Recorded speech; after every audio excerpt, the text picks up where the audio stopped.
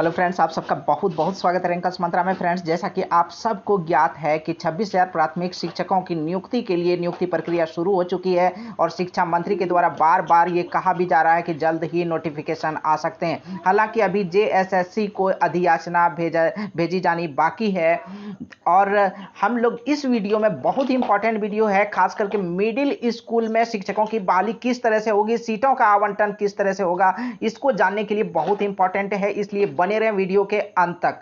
Friends, राज्य के मध्य विद्यालयों में शिक्षकों के तीन पद आवंटित किए गए हैं। हर विद्यालय में तीन पद सृजित किए गए हैं। देखते हैं कि उनका आवंटन किस तरह हुआ है। झारखंड के मध्य विद्यालयों में नियमित कक्षा संचालन के लिए प्रत्येक स्कूल में शिक्षकों के तीन पद आवंटित किए गए। कम से कम 3 पद होना चाहिए प्रत्येक मिडिल स्कूल में। इन पदों को विषयवार विज्ञान और गणित, तो विज्ञान और गणित के लिए एक शिक्षक, सामाजिक अध्ययन सोशल स्टडी या सोशल साइंस जिसको आप कहते हैं, तो इसके लिए एक शिक्षक और उसके बाद भाषा के लिए एक शिक्षक। आगे 2 चरणों में जो बहाली होने वाली है, 50,000 शिक्षक पदों का जो सृजन हुआ है उसका 2 चरणों में बहाली होनी है और प्रथम चरण में 26,000 प्राथमिक शिक्षकों की नियुक्ति प्रक्रिया शुरू हो चुकी है। तो प्रथम चरण और द्वितीय चरण दोनों मिला के 50,000 है और 50,000 में जो मिडिल स्कूल में जो शिक्षकों का आवंटन है, इसमें अगर देखें तो आगे 2 चरणों में इन्हीं पदों पर स्नातक प्रशिक्षित सहायक आचार्य की बहाली होगी। इनमें विज्ञान और गणित के लिए, साइंस और मैथ्स के लिए 9,729, सामाजिक अध्ययन के लिए, सोशल स्टडी के लिए 9,729 और भाषा के लिए, लैंग्वेज पेपर के लिए जिसमें सभी भाषाएं, जहां पर भी जिस तरह की भाषा के टीचर की जरूरत है, तो 9,717 पद आवंटित किए गए हैं। यहां बता दें कि राज्य भर में मिडिल स्कूलों में पहले ही 29,175 पद सृजित हो चुके हैं। तो मिडिल स्कूल में 29,175 पद दोनों चरण में भरे जाने हैं। इतने ही पदों का सृजन हुआ है। मिडिल स्कूलों में स्नातक प्रशिक्षित सहायक आचार्य की नियुक्ति होगी। संबंधित विषय में स्नातक वाले शिक्षक उस विषय के लिए आवेदन कर सकेंगे।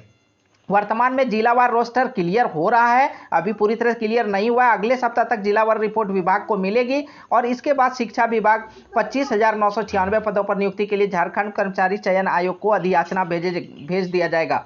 तो झारखंड कर्मचारी चयन आयोग को जल्द ही अधियाचना भेजी जाएगी। 12 जिलों में भाषा के एक शिक्षक कम, एक पद कम है।